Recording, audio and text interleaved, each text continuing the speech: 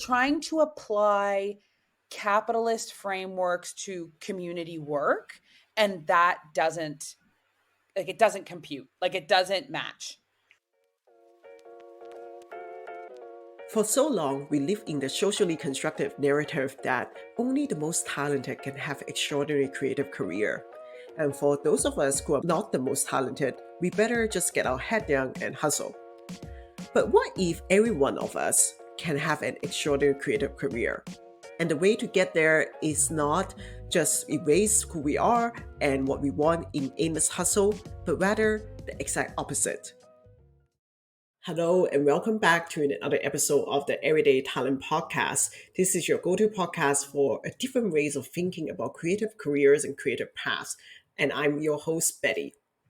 I'm very, very excited to welcome you to this episode because I have to say, as I was like just recording the intro and reading that opening line, I'm thinking today's guest really walked the walk for us. And she does it in a way not just like influencing her own creative career, but she's leading a team of amazing creatives at a creative organization and designing structure and policy as such to uplift the careers of this team of amazing people and other artists. On today's episode, I have invited one of my fundraising clients, uh, the executive director of Vibe Arts, Katie Hutchinson, to share a bit about her own journey becoming the executive director of an organization now that she's led it for 6 years and led the organization through the pandemic, but also share how she has designed the workplace so that it is a place that embodies and embraces the individual genius of the staff. Recently, I shared the news on Instagram and LinkedIn that Vibe Arts adopts the 4-day work week schedule as a policy. And I got some amazing response from some of you that it's like, I would love to learn more how they are able to do that and actually put in practice. Well, you get the answers today, and we'll go in much deeper about other things that Katie and Vibe Arts also do to build that trusting culture, to build a culture where people can have multifaceted creative career and really be themselves and show up authentically. So without further ado, here's the conversation with Katie. Welcome back to another episode of the Everyday Talent Podcast. So today I have a special guest with me here. I've worked with her for 4 years now. Wow, time flies, truly. Like we I know. started working before the pandemic. And I have here Katie Hutchinson, the executive director of Vibe Arts. Welcome, Katie. Thanks for having me. Thanks so much for coming on the podcast. Katie, can you introduce a bit of what you do and who you are? Yeah, so I'm the executive director of Vibe Arts. We are a arts charity based in Toronto.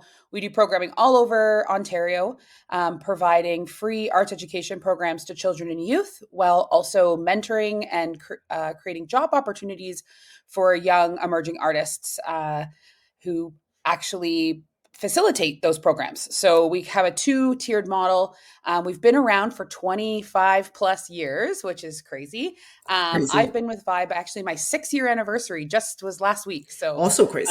yeah, I've been with Vibe for 6 years now. Yeah. And in the last 6 years, we've really transformed the model to be what it is today, with really having the mentorship and the community arts programming intertwined together, as Mhm. opposed to operating as two separate programs within the organization. Yeah, awesome. So one of the reasons that I wanted to bring you on is that like I recently shared this post that my client Vibe Arts is adopting the 4-day work week, and like people in my audience just like kind of went crazy and like what? What? How did they do that? Blah blah blah. So many questions. So we'll dive into that a little bit later. But I'm also interested in your personal story. Like I have to say, working with you, watching you as a at the helm of the organization, you make this ED job look so easy. And I feel that sentiment is shared by your staff. Can you tell me a bit, like, take us back at the beginning of your career? Did you always think of doing like this arts ED job? Like, what were some of the impetus or like motivations that got you into this career path? Yeah, so I've always found myself in like managerial and like leadership roles from, even back when I was doing high school jobs, I was always Mm, kind of ushered up to a managerial role. So I knew that leadership was definitely something that I could do and that I, had a passion for and was good at. mm. But doing that in the arts was definitely a bit of a curveball for me. I actually went to school to become a teacher. I did my undergrad at U of Oh. T and then went to teachers college a few years after that, thinking, I could lead a classroom and then from there coach their sports teams and be like a leader within the ministry was kind of what I was thinking. And then I went to teachers college to find out I did not want to be a teacher. It was not for me. So Mm, after that, I was lucky enough to have some time to travel and live elsewhere and then kind of figure out what I wanted to do. mm, And when I moved back to Ontario from California, I was able to get a job at a quite a large charity mm, and working kind of a lower level job, minimum wage, pushing uh, children and youth programming. And then through that, developed my career and actually became the managing director at Evergreen Brickworks, mm, which was really good experience learning about budgeting, strategic planning, how the charitable mission is funneled through to sort of the ground level and how that I don't want to use the word bureaucracy, but it kind of is bureaucracy between mhm. those two things, and developed a passion for like crushing that down. I And love it. that's why I wanted to move to a smaller organization. And there was a posting for Vibe Arts, who Mm, actually I had known through the Brickworks, but not really. And I just knew who they were. mhm, And it was for like an operations coordinator job. So I was ready to sort of move into the smaller charity and see what opportunities I had to change the way people work and give people a good place to work. And this operations job sounded great. Within a year of being at Vibe Arts, I mhm. was the executive director. So You did not circumstances expect that. I did not expect that. I Mhm, definitely, my predecessor is an amazing person who definitely ushered me in and taught me a lot of things. And she, said, "You'd be great at this. You'd be great at this." But I am one, not an artist, mhm, and mhm, two, like not very creative in, that kind of way. So I was like, this might not be for me, but kind of go with the flow and see how it goes. mhm, During that time, I went back to Ryerson, now TMU, and did some leadership and business courses and kind mm, of was trying to figure out how do I get this sort of organizational leadership um, framework that I believe is great and mhm, put it into play in a way that is actually doable. mhm, And got to read a lot of interesting, you know, case studies through that about big companies like AT&T and like mm, these, and I'm thinking this isn't really relatable, this isn't really relatable to my organization of 10 people. mhm, And so through that though, I was able to sort of piecemeal out some pieces that really felt true to me and have slowly over the last 6 years mhm. implemented them at Vibe. Yeah. And it's really about being current and being on it and listening to the staff. And we have, and I think you see it, like our culture Mhm, at Vibe is quite nice. mhm. It's We don't phenomenal. have a lot of turnover, which when I Mhm, first started, I think in my first year out of an organization of 10 people, 7 mhm. people had come and gone. Yeah. um, and that's a lot of work. And Mhm, when you're doing that work, it means you're not doing the charitable work that you're actually, wanting to do, because instead you're just hiring and training and paperwork and all of that. So, mhm. yeah, that's a long-winded version of that, but No, that's great. yeah. Awesome. Like, it's one thing that I really love what you said. It's like you 'cause when you got this job, you saw kind of the opportunity to adopt some of the organization leadership best practice and Mhm. make it flexible and adopt it to a small organization and change the culture for the better. So, what's your secret sauce, Katie? So, what are some of those like things that you've done to build such a good culture, working culture for staff at Live Arts? Yeah, I think one of the things that really resonated with me, and I'm sure a lot of people have done this before, when you look at like, what's your leadership style? And you do those quizzes and Yeah. all of that, right? And I think those are kind of, I don't know Mm, how how accurate those are. But there was something about the authentic leadership profile that I Mm, was like, oh, this seems easy. Just be mhm, yourself, admit when you're wrong, and ask for help. Like, mhm.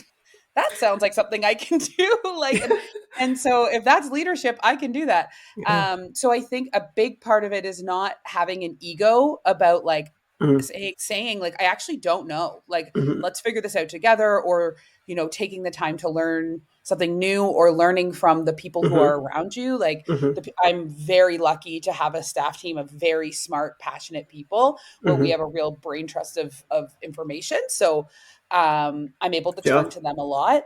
But I think the idea of coming in of like, I'm the executive director, I'm in charge, I need to have all the answers is Mhm, where a lot of people go wrong trying to like assert that authority, mhm. and then people don't buy in. But No. if and I Mhm, I really brought along my team with me. A lot of my team was hired around the same time I was. mhm, So we all kind of did this together, and that's a real and as we've um brought new people in, including yourself, mhm, they've added to that secret sauce of like, what is the culture mhm, of our organization and how can we make it so everybody's work is valuable, and kind of mhm. squash that, for lack of a better term, that tree, that hierarchy, Yeah. and not make it feel like, oh, I need to run everything by the executive director. Oh, I'm sending this important email to a funder. Maybe I should send it to Katie first to read. Like, I'm not that person. Yeah. I'm happy to be that person if people feel like they need that, but having trust in, the people who work for you is a huge benefit. Yeah. I so like I work with you. You like Five is my client, and I've said this many times that I feel like I'm part of the staff. And like the one thing that I really notice is how trust really shines through like in and through the organization. Like there is like a high level of trust that people take ownership of their work. There's a high level of trust that when there's like inevitably there will be like mistakes I've made mistakes, and I never feel like there's a fear of taking ownership of Hmm. those things, and that there always feels like the team got each other's back. So that's Yeah. really incredible. Yeah, I think it's that human-centered approach too, right? Like, we're Hmm. not robots, we're not perfect. Like, there are going to be mistakes. It's how we recover and how authentic we are in that. And coming from workplaces where mistakes are made and then the buck is, oh, well, it's because this person did this and then there's always a bit of a blame game. Hmm. Being able to eliminate that and being like, yeah, like that was me. I should have, you know, Yeah, done a that better sucks. That job. happened. Let's move on. Yeah, Yeah, yeah. And yeah, then I think people are like, whoa, okay, like, yeah. but then people are also willing to be a little bit more risky in a creative way too Yes, when that's the environment. So I think so. people will come to the table with kind of like crazy, I not crazy, I don't want to say crazy ideas, but wild, new, innovative ideas that maybe are totally out of the realm of our capacity. But it's Hmm. like, not afraid to say it. And then we're Hmm. gonna work on that and kind of figure out what we can do or who we can shoulder tap to make this happen. So yeah, I think that's all part of it. Yeah, totally. Mm. I mean, I one thing that like I've noticed with like small organization is sometimes we with the charitable structure is that like we become so easy to be trapped, to maintain the structure for the sake of structure. Because Hmm. you got the board, you got the governance structure, you got like the organization structure, and especially I think it's really hard position for like first time ED to step in to grasp all of that, and suddenly like because people usually come from like a program manager role, operation manager, and now you learn Yeah. to know PR, fundraising, blah blah blah, and you become this Yeah. super person.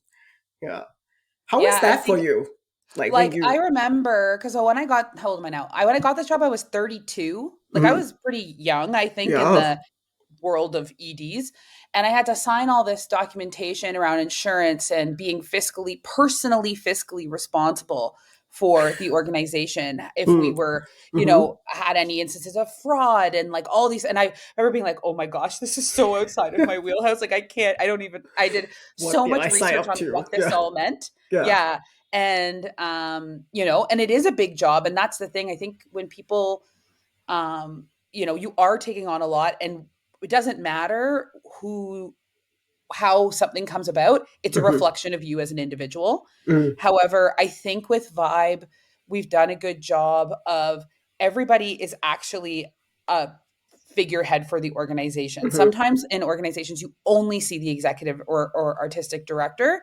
And we make sure that, we put our general manager in front of people, we put our Mhm. coordinators in front of people, because everybody can speak to what we do. Mhm. And I actually love to have our program coordinators work directly with funders, because Mhm. they're the ones who are talking to the stakeholders on the ground. Yeah. It's instead of funneling through me, it's way more authentic that way. So Yes. I think taking the pressure off a little bit that way, and we're all in it together. It's not like, oh well, Mhm. Katie's got it. It's like, no, we're all in this. And it's people like that sort of autonomy when they're given it. So Mhm. and that starts to build the strength of the organization. Mhm. Yeah, Yeah. one of the things that I would just share inside knowledge with the audience is like sometimes I go to a Vibe event, the last person am able to find is you, because you always have this mantra. I don't need to be there. Everybody got their job, and it's like it's true. Like it's like Mhm. everybody's take ownership of their piece, and sometimes like different people like there's this real sense of distributed leadership, Yeah. and you got to have a life as such because of that too, I think. Mhm. Yeah. So tell us a bit more about this recent move of 4-day work week, because that's pretty phenomenal. It's one thing to like Yeah. say you want to do it, it's another thing to like have it pass and like implement it in for real. Walk the Yeah. walk. Like I how did know that come about? people always talk about COVID and the pandemic and like, it really showed us some opportunities and all of that. Yeah. And I always think it's a little bit cheesy, but then as I reflect on this, that's actually kind of what happened. Yeah. We Mm, went from working in the office 5 days a week to working at home. And in mm, my mm, mind, I was thinking, how is this going to work? We're used to like collaborating every day, and we're a pretty chatty social group. Like, mhm. what's this going to do to the dynamic? And I was really quite a stressful time, actually, like those first few months of like, what the heck's Oh going to yeah, I happen? remember those times like you and I sit down and talk about Yeah. funding and like all the Yeah. scenarioing. Yeah, yeah, I had like scenarios where I laid myself off first, where I laid I myself remember off that. last, where I had like literally, I think I had 10 different scenarios that I was like, okay, but we didn't know what was going to happen because none of the Hmm. government supports had come up. We weren't really sure of the seriousness of everything. So that was a bit of a strange time. But in that, we never shut down. We Yeah, never stopped delivering programming. We switched to digital like immediately. right away. Yeah, Yeah, and then I was like, "Oh, people are attending these things. Like people yeah. are attending these events. My staff is engaged and, working hard to make these things happen." I'm like, "Why? Like I don't want this to end. Like this is good. This is Hmm. actually like, good." And then as, we start to learn more about the pandemic and safety protocols start to change, that became just who we were. We're Hmm. people who work from home. We have an office still, and Hmm. people go to the office once or twice a week, kind of Hmm. as much as they feel they want. And they like all of a sudden were completely the same productivity level at working Yes. from home. And I was Yeah. like, this is amazing, including myself, Hmm. who like, and I'm not lying about anything. It's like, it's nice to be able to throw your laundry in between Yes. meetings.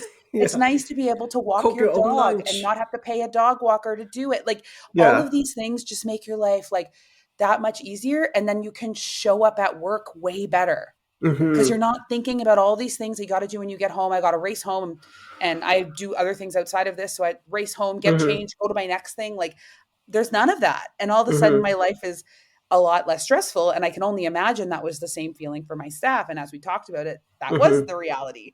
So that was a real eye opener for me that like what we've been taught about what work is something that capitalism, it's like a capitalism brain worm, right? Yeah. Like that What we does have to work like mean? Yeah. extract. Yeah. Yeah, yeah.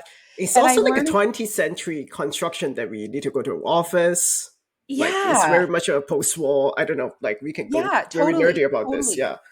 And I Mhm. know people who have children love going to the office because if their children are at home, it's a great place to get away and have some like Yeah. quiet and actually get work done. So I think the office is a place that some people, enjoy. Like it's part of how they can be successful. But I think having the option is huge. Hmm. Um, yeah, so once we started doing that, I was thinking, okay, I need to think about other ways that we can work better. And, Mm-hmm. you've seen all the digital tools that we've started, and Adopted. that was huge too. Like Yeah. we converted, in my time at Vibe, we converted from a very archaic fundraising software, like desktop based software, to cloud based, like using Yeah. Salesforce essentially. Yeah. Um, that was major. In a very diligent We way, you use it in ways that I would like to say. Here's the golden example of using it. Yeah. Yeah, Yeah. and it's been amazing, like, what a change, and Yeah. then also, like, a simple thing, like, we use QuickBooks Desktop. So we Yeah. had one My computer in the God. office that had all of our financials on it when I Mm-hmm. first started, and I remember saying before I was executive director, "What if the building burns down?" Like, all of our It's a real financial records are gone? possibility. Like, I don't understand. Yeah. So, we switched to QuickBooks Online, which was easy, Yeah. and it's just, like, little things like that. All of a sudden, your job gets a little bit easier, a little more accessible from wherever, Yeah. and it was, like, we continued to do things like that and become more Yeah. efficient. We use the Google Suite, we use, all of Mm-hmm. that stuff. So, I think being able to take risks on that stuff too and be like, we're going to try it. If it doesn't work, that's fine. Because we've also Mm-hmm. tried things and ditched them too. Like we were Mm-hmm. using Kanban boards that for a while we're like, ah, this Where doesn't really the work. yeah. Yeah. We're using a scheduling software for a while. Ah, it doesn't really work. Like Mm-hmm. take advantage of those 30, 60, 90-day trials. Yeah. Because Yes. like honestly, and In it. really put these tools to work for you and Yeah. see, right? Because you'll land on what you Mm-hmm. need. But yeah, and so, I have another job outside of this. Mm-hmm. I help run a volleyball club. And then I look at my staff and most of them have other jobs. Mm-hmm. And I'm Because like, a and lot of them, I should just jump in and say, a lot of them are artists as well. yes, and a lot of Yeah. them are Mm-hmm. artists. All of them, except for me, are Yeah. artists. Actually, yes, all So of them. Yeah. yeah, Yeah. yeah. Mm-hmm. So I start to look at like what is the quality, and the thing is we're a small charity. Our salary capacity Mm-hmm. has a barrier. Like Mm-hmm. straight up, we have $1 million budget a year, and 9 employees. So you can do the Mm-hmm. math on that. Like we can only pay so much. Yeah. So what are other ways we can keep high performing employees staying with our organization who live in Toronto, who maybe have to work that second job to make rent? I'm living it too. I get it. So um we talked about it as a team. In this, we've been doing these summer hours in Mm-hmm. the summer where we would work from, where we wouldn't work on Fridays, and that was Yeah. for the 9 weeks of the summer. And nothing ever changed during that time. Like it's not Mm-hmm. like we ever missed a deadline or missed an important event or No. whatever. It Yeah. just people just got their work done faster. And then last summer was incredibly busy because all of a sudden with COVID and stuff, like the Mm-hmm. summer was like this time where we could do Reopen. everything. Yeah. So we had double the amount of work, Mm-hmm. but we did it in 4 days and we did it well. And I Yeah. was like, okay, like this seems to be, You're getting you the data know, that is validating that it yeah, works. Yeah. yeah. Yeah. So then I talked to the team about it and, of course they're all very excited about the possibility and Yeah. kind of went through an HR bit of, what does that look like? Mm-hmm. And it was fairly simple. So we just did it. And then I went to the board and I think you were there for some of those Yeah. conversations, but with the board and they're like, "Oh, well," and a million questions, right? What about this? What about this? What about Yeah. this? And it's like, Mm-hmm. I get it, but I promise you, you will not see a change in our outcome. Like I'm so Yeah. confident you will not see a change in the outputs of the organization. Mm-hmm. And so now we've been doing it for about a month and a half. It's Mm-hmm. been great. And I gotta say, like, even for myself, my own clarity on my week, like when I start on Monday, I feel like Mm-hmm.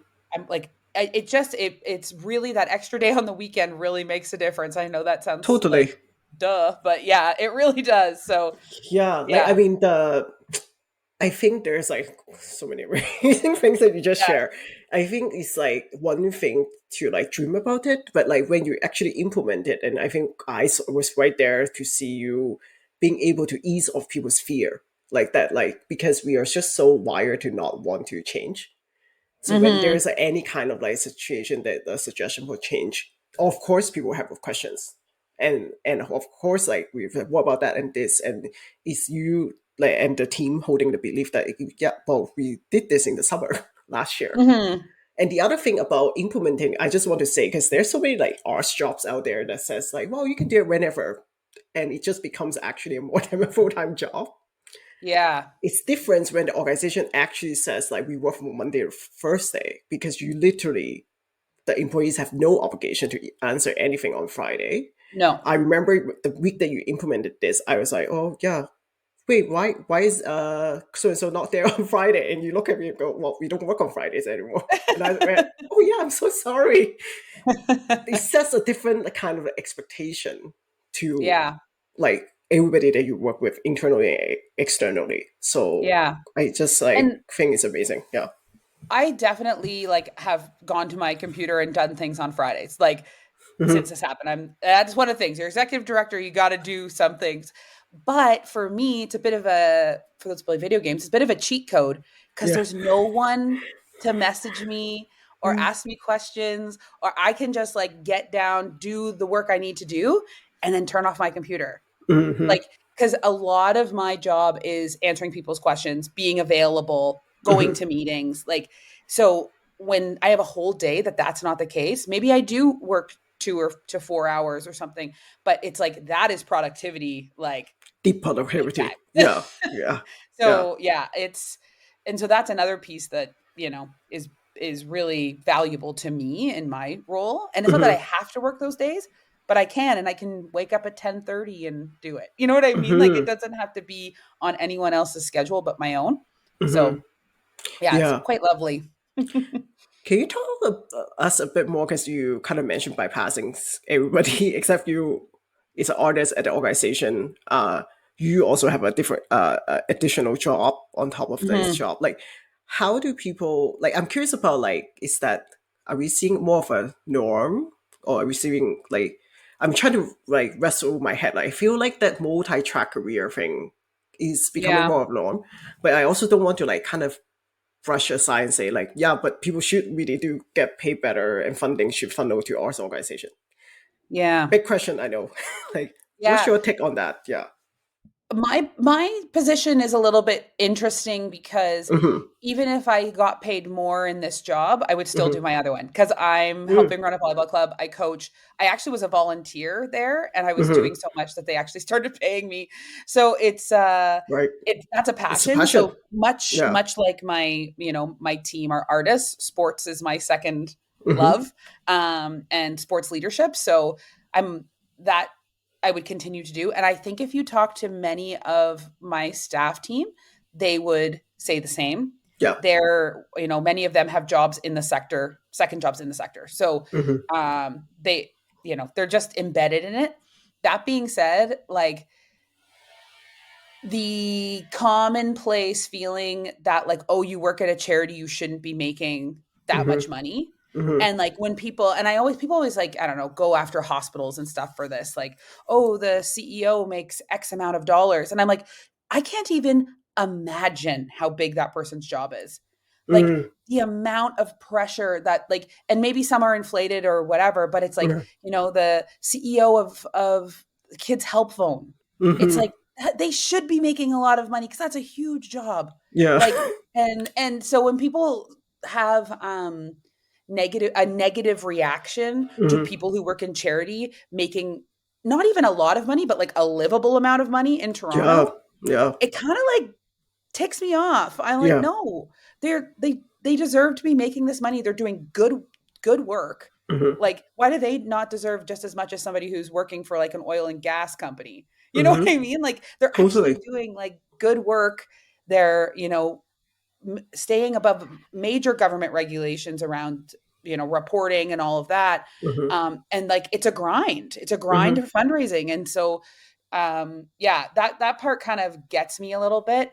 I have had that conversation with many funders around like, oh, why are the salaries so high? And I'm Mm-hmm. thinking like, because I got to pay my staff. But and I like, Yeah. anybody can go look at our financial statements. There's no secret It's on about what our CRA. Yeah. Yeah. yeah, Mm-hmm. but it's like nobody at our organization is getting paid astronomical amounts of money. And so it's like, oh, well, only 15% of your project can go towards salaries. And I'm thinking, but it's the people who do the work that bring like and that kind of stuff. Yeah. Like we're trying to apply capitalist frameworks to community work, and that doesn't, like, it doesn't compute, like it doesn't match. So when the Mm, people are doing the work, pay the people. Right? Like, but we'll have funders who are so happy to spend tens of thousands of dollars on art supplies, but not on the people who are going to make sure that the right kids get those art supplies, and that the yeah. programming they get is culturally significant, and that, like, all of the things that we do really, really well, Hmm. they don't, that part is less of a bother. So that's the part that it really is frustrating to have to fight for Yeah. my team to make a living wage in Hmm. Toronto. Hmm. Yeah, I echo with obviously, everything that you Mhm. said. I don't know what or where and when we started having such fear that as if like charity staff was stealing money or something from public grants, from Yeah, arts council yeah, grant, by the way, or yeah, like that, and that there's this like idea that, oh, no, no, no, the artists and the arts, I mean, people, they shouldn't be paid that much, and they yeah, and when you talk to those people individually as human, they understand that, yeah, people should get paid. But when it gets like designed into funding mechanism, is yeah, completely weird, problematic logic. Yeah. yeah. And this, the part that gets me is like when it's like family foundational money, and it's like, oh, how are you going to spend this money? And Hmm. they want to nickel and dime it, and I'm like, how did you get this money? Like, Yeah. nobody's asking you where this, like, and so Hmm. it's a very much a one-way street, where people who work in charity are constantly feeling like they're like, please, oh please, like extend our grant by Hmm. $2,000. And it's like, it's so hard to see, like, I have, my husband works in NFTs, and it's like Hmm. the money with that is like, it just different realm. It's a different realm. People, what people are willing to Yeah. pay for things. When it Yeah. comes to charity, it's like, oh no, we can't be like spending more than $35,000 a year on a coordinator salary. Hmm. And I'm like, this is crazy. Like, what are we doing to people? Like, we're the people who are supposed to help communities and raise people up. But if the people who are working within the organization aren't being raised up, Hmm. then how can you practice? You can't practice what you preach, or whatever that term is, you know? So Totally. it's Yeah. tough. It's tough. It's Yeah. an ecosystem of like really burnout and stress out and uh like underpaid people trying to do the most noble work in the world. Yeah. It's yeah, Truly. truly, yeah. Yeah. The other thing, so one, I even plan to ask you this, but like as we're talking about fundraising topic, one thing that I admire about you is that every year that we've worked together, you've like budget growth or non-growth in a very intentional way. And that's definitely not a norm. I don't know if I've ever seen that said that to you, that like Yeah. people often want to have like see growth in like Yeah. year to year like revenue for organization. So what? Where did you get that mindset? Where did you learn that trick? Yeah. Well, it's funny. Like, how can we expect revenue growth when the money that is available to charities Hmm. is shrinking, and the need is increasing? Hmm. So it was more of like an environmental look, like, let's really zoom out here. Hmm. And so, and what I really don't want to do, and I think we dabbled in this when I first started, and then I was like, no, was the like social entrepreneurship stuff and the social Hmm. enterprise stuff, which I do think has a place in charity for some organizations, but I do think it causes incredible mission drift and Hmm. mixed priorities for the organization. And I really have seen that in organizations I've worked in the past, Hmm. where all of a sudden the priorities totally change. And Hmm. it's no longer about what our core statement and what our core vision is. It's like, oh, we can make an extra 10 grand if we maybe move these resources, whether they're people or what have you, to Hmm. making this money. And I'm like, I don't want to do that. I don't Hmm. want, like, I really, I think it's not meant for an organization like ours. And we've looked into doing, fee for service stuff, and what does Hmm. that look like? And until we value the arts for what it's valued for, or what its actual value is, Hmm. and until, we're, maybe there's a space for that, but we're not there. So Mhm. for me, it's taking a bigger look at what's available out there and knowing like we cannot grow the revenue of our organization without major donors, individual people who Mhm. are willing to give. Care about Because the any arts. of the Mhm. corporations, government, all of those gifts are becoming smaller and being spread out to more organizations because the need is so high. Mhm. So and I don't, I'm not well connected with major donors. So it's, I just, Mhm. where do they come from? So, we just got to keep doing really good work Mhm. and hope that the good work speaks for itself. And maybe one day that major donor will come knocking on our door because they see our good work out there. But Mhm. until then, it's not logical to increase our budget. Yeah, I love that. I will need to send that Mhm. to all my fundraising, whatever, like network. Keep that sound bite. Yeah, Yeah. But I Yeah. think because boards, it's usually the boards that are pushing for growth because that Yeah. is how they Yes. track success. Mhm. And I don't track success like that. And I think I've slowly convinced members of our board that that's not what success looks like for me. Mhm. Success is having, a good financial position at Mhm. the end of the year. We don't want to be running Fiscally a major responsible. deficit. We don't want to Mhm. have debt. Like we want to be working with as many children and youth every year as we do the year before. Mhm. And if we can increase that number with the same budget, even better. But Mhm. again, I don't want to get too hooked up on the numbers because it's like, oh, we saw 10,000 kids last year. It's like I know organizations that see 100 kids in 2 years, but those kids, the impact they're making at those 100 kids is It's way more tremendous. Yeah. valuable than Mhm. the 1,000. You know what I mean? So, Yes. you know, we got to use our money wisely. Mhm. But I think if we keep doing what we're doing, we are making an impact on the arts community. Our reputation as an organization has really elevated Mhm. in the last 5 years, and I give a huge kudos to Onika Powell, my artistic director. She's been Yay, Monica. pivotal Mhm. in that. She's amazing. She's Yes. amazing. You should have her on here too. Yeah, I She know. It's Monica, she's really I'm great. just going down the staff list, to be honest. Yeah. Yeah. Mhm. But I think like, and Onika's funny, right? Because people again, hiring is another thing that if I'm going to say what my number one skill is, it's hiring. I'm really I good at actually do want to ask you that. finding good people. Yeah. How is that possible? I'm like sometimes I'm like I just need to like smack myself. I'm like, Yeah. how is it that you have a team of people who are like individually like genius on their own Yeah. and they stay for so long? Yeah. Yeah, experience uh Hmm. is not lived experience is more important than professional experience for me. As a leader, I want to know how do you live your life? What's important to you? Like, and Onika's, she wouldn't mind me sharing the story because Hmm. she's told it to many people.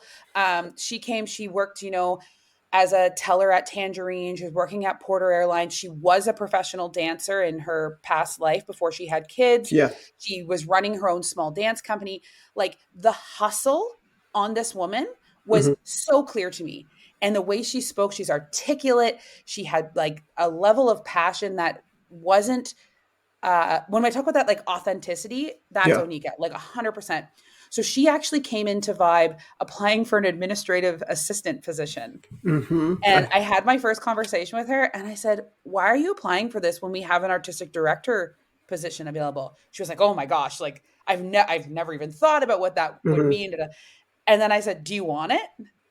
And I said, we can talk more. And we talked back and forth about it. And I was like, you're amazing. Like, this could be really incredible if you want to come do this with me because I was fairly new at the time too. Hmm. And so, we joined forces and took all the best things that she had to offer and all the best things Hmm. that I had to offer and kind of propelled this organization into its next height, which was awesome. Hmm. So and did she have experience working, in I don't know, with fundraising? No.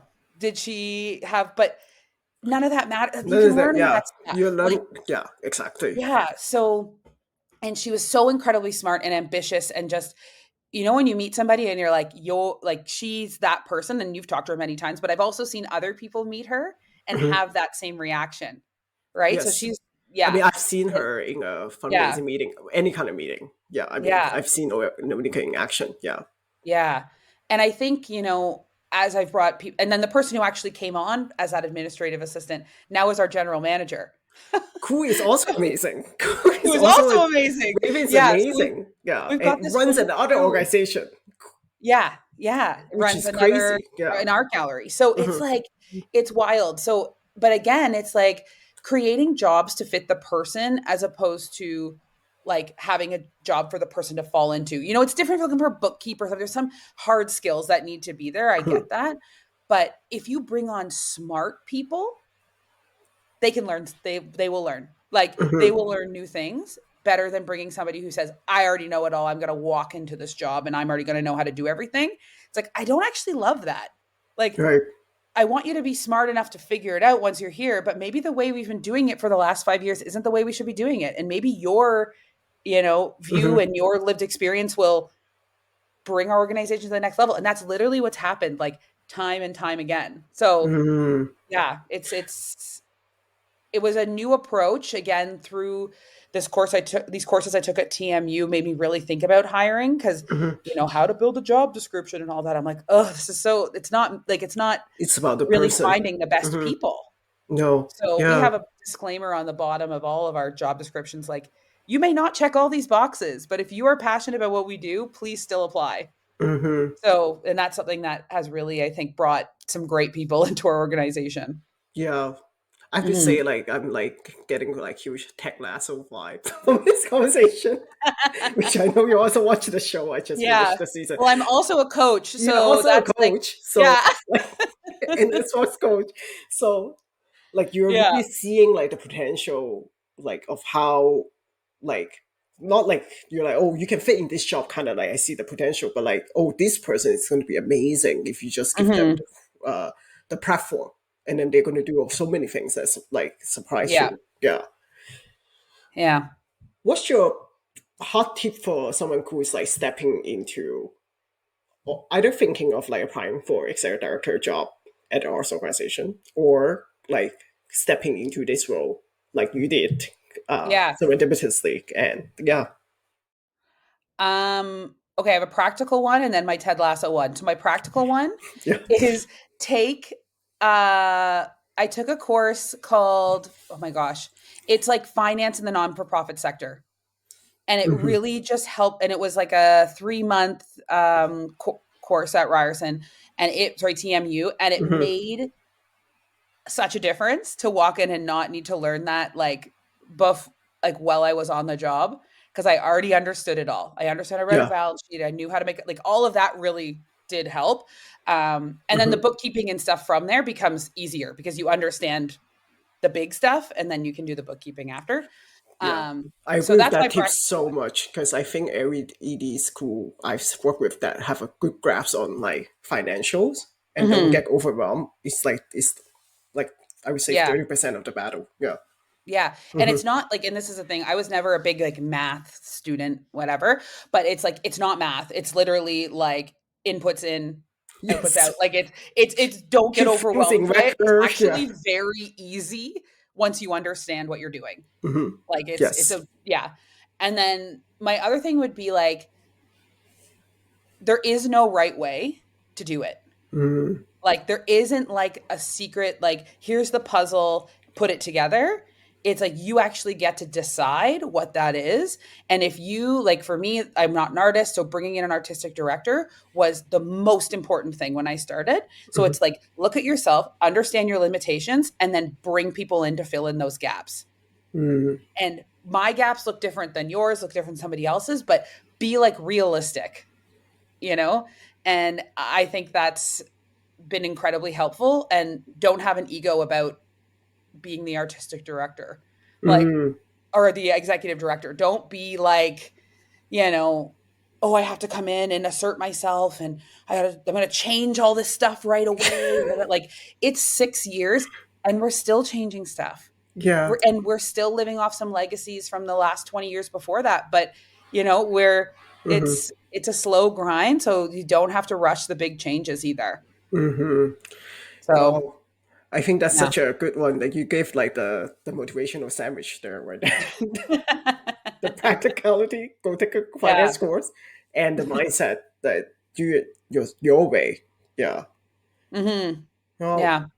Katie, thank you so much for sharing your story and your expertise. And like, I always enjoy talking to you. And like, Yeah.